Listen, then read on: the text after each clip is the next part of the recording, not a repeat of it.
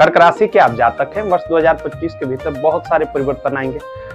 ढैया का प्रभाव भी रहेगा, फिर ढैया से मुक्त भी होंगे। देवगुरु बृहस्पति 14 मई तक इनकम की स्थिति को संजोए रखेंगे।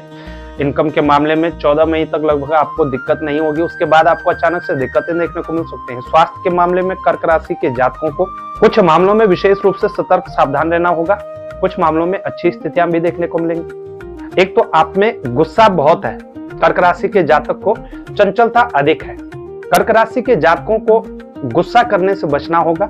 कार्य क्षेत्र में, नौकरी के क्षेत्र में आपको बहुत ज्यादा जल्दबाजी नहीं करनी है। दूसरे की बात पूरी सुने बगैर उसके बारे में अपने विचारों को व्यक्त करने से बचिएगा।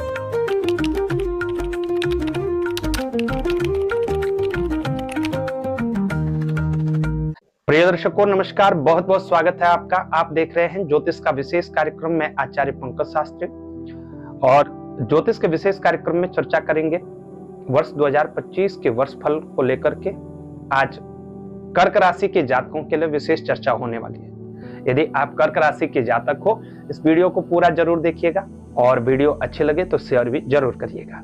कौन कौन सी नई विशेषताएं लेकर के आ रहा है वर्ष 2025 कर्क राशि के जातकों के लिए, कौन से क्षेत्र में आपको विशेष सफलता देखने को मिलेगी, संपूर्ण वर्ष कैसे आपकी हेल्थ रहेगी, इस वर्ष 2025 के भीतर आपकी जॉब की सिचुएशन, जॉब स्टेटस क्या रहेगा, कौन सा व्यवसाय प्रारंभ कर सकते हैं, कहां पर अच्छी उन्नति होगी, कहां आपको सतर्क सावधान रहना होगा, कौन कौन सी बातों को लेकर के सतर्कता सावधानी बरतनी होगी, तो क्या कुछ बदलाव देखने को मिल सकते हैं, इन सभी बातों पर हम चर्चा करेंगे।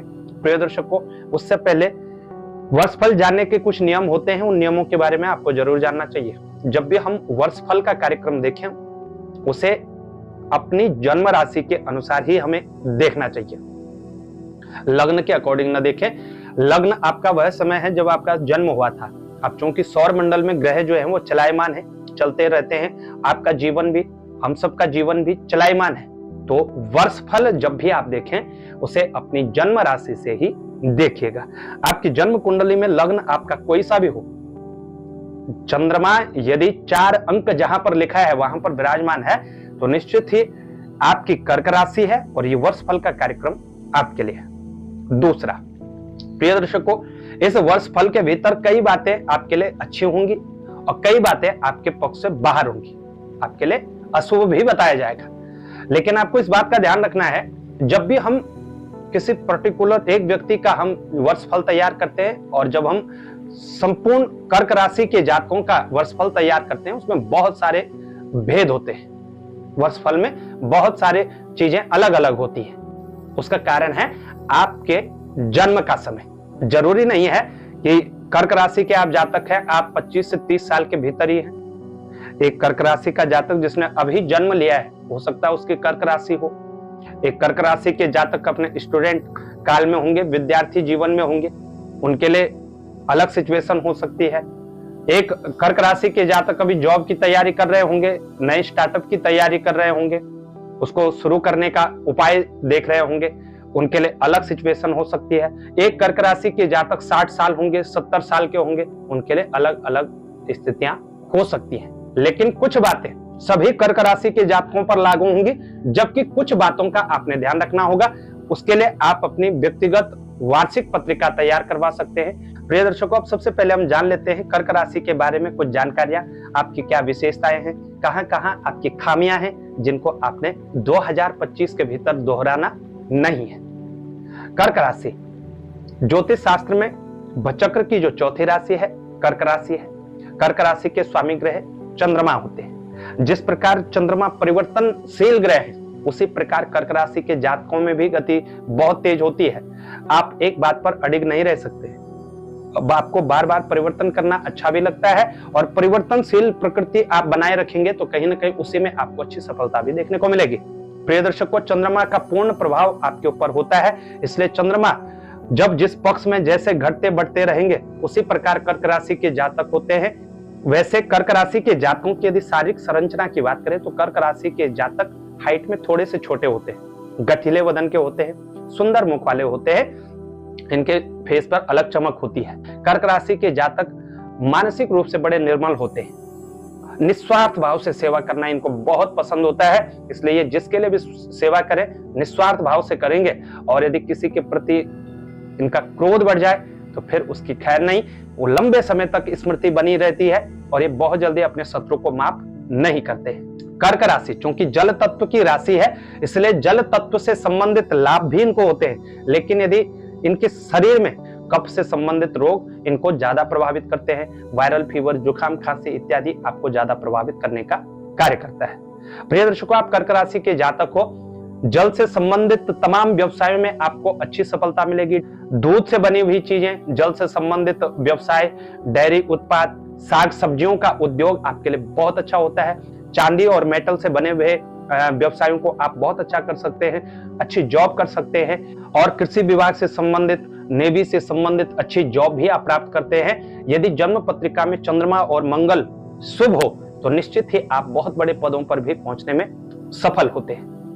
कर्क राशि के आप जातक हैं, ये तो आपकी अच्छाइयां हैं। कुछ बुराइयां भी कर्क राशि के जातकों में वो हैं, सबसे पहले लो कॉन्फिडेंस। आपका कॉन्फिडेंस बहुत जल्दी गिर जाता है, किसी के कहने मात्र से कॉन्फिडेंस गिर जाना।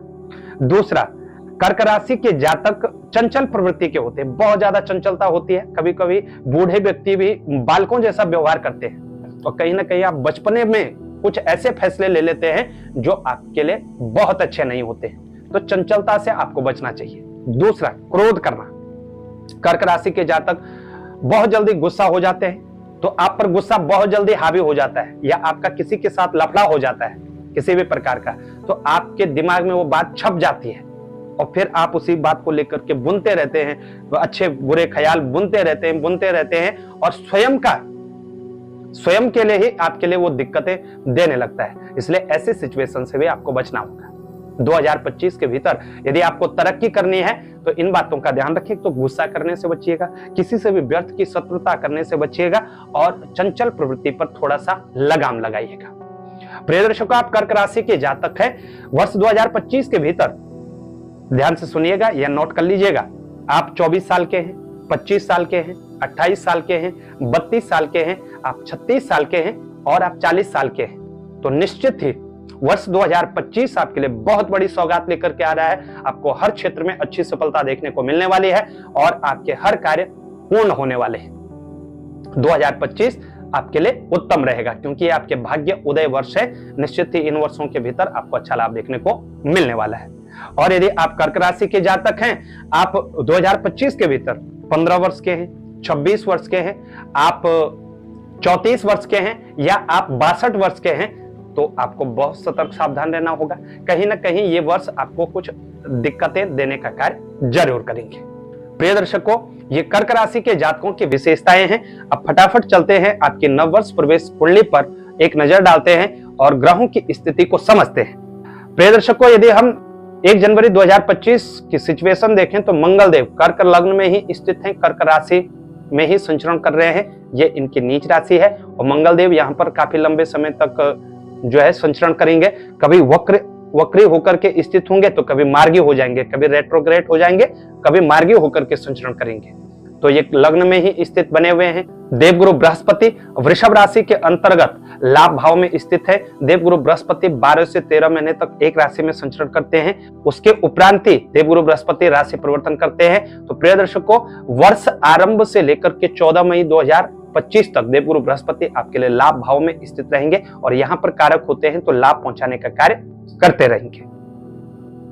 उसके उपरांत 14 मई के बाद देवगुरु बृहस्पति राशि परिवर्तन करके मिथुन राशि में प्रवेश कर जाएंगे और फिर 12वें भाव के अंतर्गत होंगे तो कुछ स्थितियां आपकी गड़बड़ा सकती हैं। बात हम सूर्यदेव की करें। सूर्यदेव 1 महीने में एक बार राशि परिवर्तन करेंगे।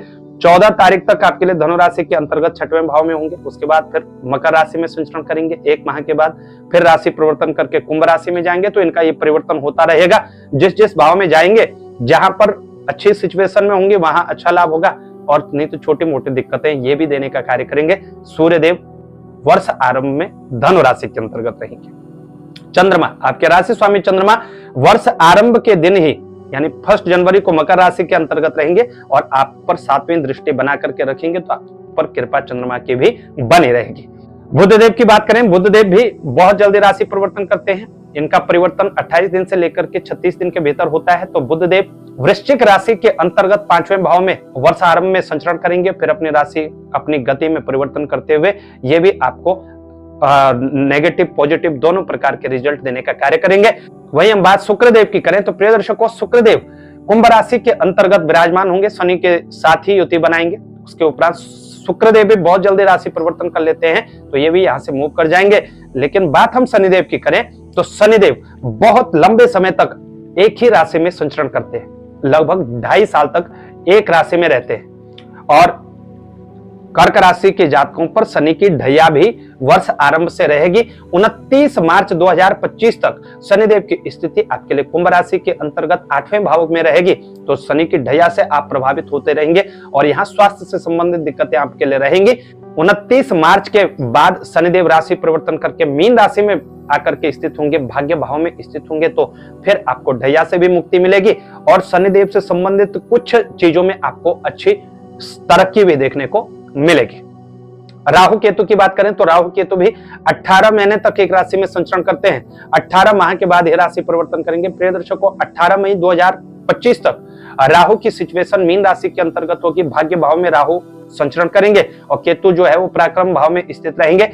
18 मई के पश्चात ये वक्र गति की ओर आते हुए कुंभ राशि में आ जाएंगे। राहु 8वें भाव में स्थित होंगे और केतु जो है वो दूसरे भाव में आकर के स्थित होंगे। ध्यान रखिएगा, राहु और केतु शनि ये 3 ग्रह विच्छेदात्मक ग्रह हैं, यानी ये तोड़ने में माहिर है, जोड़ने में माहिर नहीं है, तोड़ने में माहिर है। तो जिस भाव से रिलेटेड काम जिस भाव में भी चले जाए, कई विद्वान लोग 6, 8, 12 का जो राहु है वो अच्छा फल प्रदान करता है ऐसे कहते हैं, लेकिन कई मामलों में ये नकारात्मक भी साबित हुआ है। 6, 8, 12वें भाव में जब भी राहु स्थित होते हैं तो कुछ ना कुछ दिक्कतें भी रहती हैं। कौन कौन सी दिक्कतें आ सकते हैं इस पर भी आगे हम चर्चा करने वाले हैं। आपके लिए बहुत ही महत्वपूर्ण ग्रह मंगलदेव हैं। मंगलदेव की चाल पर बहुत कुछ निर्भर करता है, क्योंकि केंद्र त्रिकोण के स्वामी बनते हैं। तो मंगलदेव की सिचुएशन जब तक नकारात्मक रहेगी तब तक कर्क राशि के जातकों को बहुत सतर्क सावधान रहना होगा। प्रिय दर्शकों, सबसे पहले बात हम बृहस्पति से ही करते हैं, क्योंकि देवगुरु बृहस्पति अभी आप पर आशीर्वाद बनाए हुए हैं। देवगुरु बृहस्पति जो है वो लाभ भाव में संचरण कर रहे हैं, वहां से पंचम दृष्टि से आपके पराक्रम को देख रहे हैं, तीसरे भाव पर इनकी दृष्टि है, 7वीं दृष्टि से आपके स्टडी को देख रहे हैं, लव लाइफ को देख रहे हैं, संतान के योग को देख रहे हैं, तो यहाँ पर भी अच्छी सिचुएशन है। और 9वीं दृष्टि से आपके व्यापार को भी देख रहे हैं, विवाह के योग को भी देख रहे हैं। तो निश्चित ही देवगुरु बृहस्पति की इस कृपा का लाभ आपको अवश्य लेना चाहिए। आप कर्क राशि के जातक हैं, एक तो इनकम की स्थिति आपके लिए अच्छी बनती हुई नजर आ रही है, आर्थिक रूप से आपकी अच्छी तरक्की होगी, बशर्ते आपको इस समय का सदुपयोग करना है और जो आर्थिक उन्नति आपकी हुई है उस पैसे का भी सदुपयोग आपको करना चाहिए। कहीं कोई अच्छा इन्वेस्ट कर सकते हैं, ज्वेलरी में इन्वेस्ट कर सकते हैं, प्रॉपर्टी में इन्वेस्ट कर सकते हैं। तो जितना निवेश आप करेंगे उतना ही आपके लिए अच्छा रहेगा। देवगुरु बृहस्पति की कृपा पर बनी रहेगी। पराक्रम भाव पर इनकी दृष्टि होगी तो पराक्रम में वृद्धि होगी, आत्मविश्वास कॉन्फिडेंस लेवल आपका अच्छा रहेगा और कार्य क्षेत्र में आप एक अलग ही रूप से निखर कर आने वाले हैं। प्रिय दर्शकों, उसके उपरांत देवगुरु बृहस्पति की पूर्ण दृष्टि, जिसे हम 7वीं दृष्टि कहते हैं, वो पंचम भाव पर है। तो यहाँ पर राजनैतिक लाभ आपको प्राप्त होने वाले हैं। कर्क राशि के जातक को राजनीति से जुड़े हुए कार्यों में आपको अच्छा लाभ देखने को मिलने वाला है। संतान का योग आपके लिए बना हुआ है। यदि आप कोई बेबी प्लान कर रहे हैं या कोई ऐसी प्लानिंग आप कर रहे हैं तो 14 मई से पूर्व आपको करना चाहिए, निश्चित ही अच्छा लाभ आपको देखने को मिलेगा। और स्टूडेंट, यदि कोई भी परिवर्तन आप करना चाहते हैं, स्टूडेंट के लिए भी बहुत बड़ी सौगात है। 14 मई 2025 तक कोई भी आप परिवर्तन करना चाहते हैं और आप कोई उच्च शिक्षा प्राप्त करने के लिए प्रयास कर रहे हैं, निश्चित ही आपको अच्छी सफलता मिलेगी। उच्च विद्या के योग भी आपके लिए बने हुए हैं। संतान से रिलेटेड सुख भी आपको प्राप्त होने वाले हैं। और तीसरा महत्वपूर्ण भाग, प्रेम संबंधों की स्थिति यहाँ पर बहुत अच्छी होगी। लव लाइफ में आपका सामंजस्य बना रहेगा, बैलेंस बना रहेगा। तो लव लाइफ को लेकर के भी अच्छी सिचुएशन है। प्रिय दर्शकों, देवगुरु बृहस्पति की जो 9वीं दृष्टि है आपके 7वें भाव पर बनेगी, तो विवाह का योग आपके लिए बन रहा है और लव मैरिज के योग निश्चित ही यहाँ पर अच्छे हैं। तो इस बीच में यदि आप कोई ऐसा काम करने जा रहे हैं, करिए, निश्चित ही आपके मन मुताबिक आपका काम बनेगा, 100% बनेगा और आपको अच्छी सफलता देखने को मिलेगी। तो लव मैरिज के योग बने हुए हैं। नया व्यापार आप प्रारंभ करना चाहते हैं, व्यापार अच्छा रहेगा और व्यवसाय से संबंधित तरक्की भी आपकी होने वाली है। प्रिय दर्शकों, इसी बीच में मंगल पर दृष्टि देखें, बहुत महत्वपूर्ण ग्रह है कर्क राशि के जातकों के लिए। तो जब तक मंगल देव नीच राशि के अंतर्गत रहेंगे तब तक आप में उत्तेजना अधिक हो सकती है, क्रोध अधिक हो सकता है, आप ऐसा भड़काऊ भाषण दे सकते हैं, भड़काऊ बात बोल सकते हैं जिसके कारण आपकी फैमिली डिस्टर्ब हो सकती है, जीवन साथी के स्वास्थ्य पर इसका विपरीत प्रभाव पड़ सकता है, या जीवन साथी को लेकर के दिक्कतें देखने को मिल सकती हैं, या आपका गुस्सेल स्वभाव को देख करके जॉब अथवा व्यवसाय में आपको दिक्कतें देखने को मिल सकती हैं। इन सभी आदतों पर थोड़ा लगाम लगाइएगा। ये वर्ष आरंभ से ही सिचुएशन रहेगी। 20 जनवरी तक मंगल देव नीच राशि के अंतर्गत रहेंगे, उसके बाद ये वक्री होकर के संचरण करेंगे और पुनः 2 अप्रैल से 6 जून तक ये फिर मार्गी होकर के कर्क राशि में ही संचरण करेंगे। तो कहीं ना कहीं यहाँ इस अवधि पर्यंत आपको दिक्कतें देखने को मिल सकती हैं। तो इस बीच में इस बात का जरूर ध्यान रखना है, एक तो मंगल देव के उपाय आपको जरूर करने हैं। मंगल देव के कौन कौन से उपाय हैं वीडियो के अंत में बताएंगे, लेकिन मंगल देव को बैलेंस करिएगा, निश्चित ही आपको लाभ होगा। और यदि आप खुद से बेकाबू हो गए तो आपको कहीं ना कहीं नुकसान देखने को मिलने वाला है। जल्दबाजी न करें, अधिक गुस्सा न करें, किसी की भी बात आधी अधूरी सुनकर के निर्णय पर न पहुंचे, इस बात का आपने ध्यान रखना है। शनिदेव की बात करें, 29 मार्च तक शनिदेव की स्थिति 8वें भाव के अंतर्गत रहेगी। यहां पर दैया का प्रभाव आपके ऊपर रहेगा, तो यहां हेल्थ से रिलेटेड इशू आपको परेशान कर सकते हैं। 29 मार्च 2025 तक खान पान का विशेष रूप से ध्यान रखिएगा। ड्राइव करते हैं तो सतर्कता सावधानी पूर्वक करिएगा। कोई भी आपको दिक्कत हो शारीरिक रूप से, उसको लंबा ना जाने दें, उसमें लापरवाही न बरतें। हो सकता है वो कोई बड़ा गंभीर रोग हो सकता है, तो इस बात का ध्यान रखिएगा। किसी भी बीमारी को लंबा नहीं खींचने देना है, तुरंत उसका उपचार करवाइए, ज्यादा आपको बेहतर लाभ देखने को मिलेंगे। तो 29 मार्च तक स्वास्थ्य से संबंधित विशेष रूप से दिक्कतें रहेंगी, इन बातों का ध्यान रखिएगा। और इसी बीच में चोट आदि की स्थितियां भी आपको देखने को मिल सकती हैं। 29 मार्च तक विशेष रूप से सतर्क सावधान रहिएगा, उसके बाद फिर हेल्थ में आपको आराम देखने को मिलने वाला है। राहु केतु की बात करें, प्रिय दर्शकों, राहु केतु जो है वो भाग्य भाव में राहु स्थित रहेंगे 18 मई तक। तो भाग्य से रिलेटेड कुछ बाधाएं देखने को मिलेंगी, कुछ अचानक से लाभ भी देखने को मिलेंगे।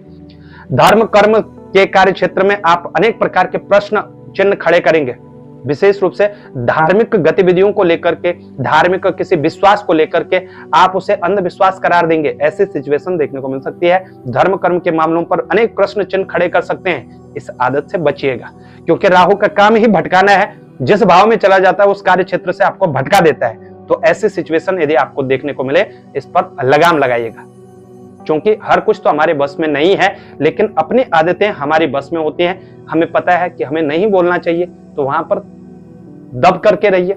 जहां हमें पता है कि यहाँ पर गलत बोलने से बवाल हो सकता है, वहां आप थोड़ा सा नीचे रहिए, काम डाउन रहिए, निश्चित ही आपको लाभ होगा।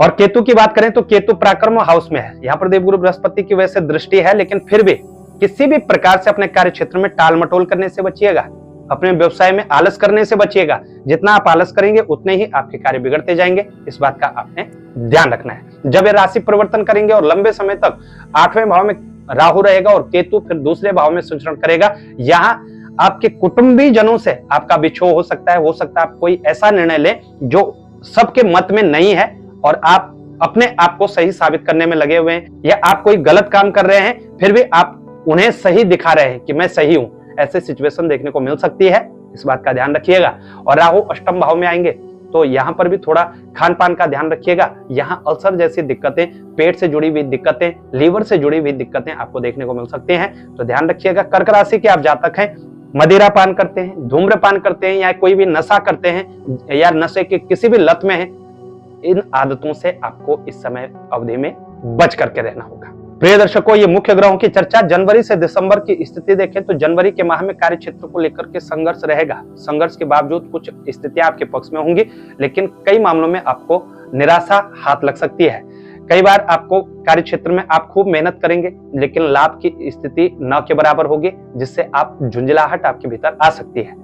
तो जनवरी के माह में किसी भी प्रकार से निराशा और खिन्नता से आपको बचना होगा। अपने निरंतर कर्म पर चलते रहिए, अपने कर्म पथ पर चलते रहेंगे तो निश्चित ही सफलता भी आपको मिलने वाली। फरवरी का माह, फरवरी माह बहुत कुछ मामलों में अच्छा भी रहेगा।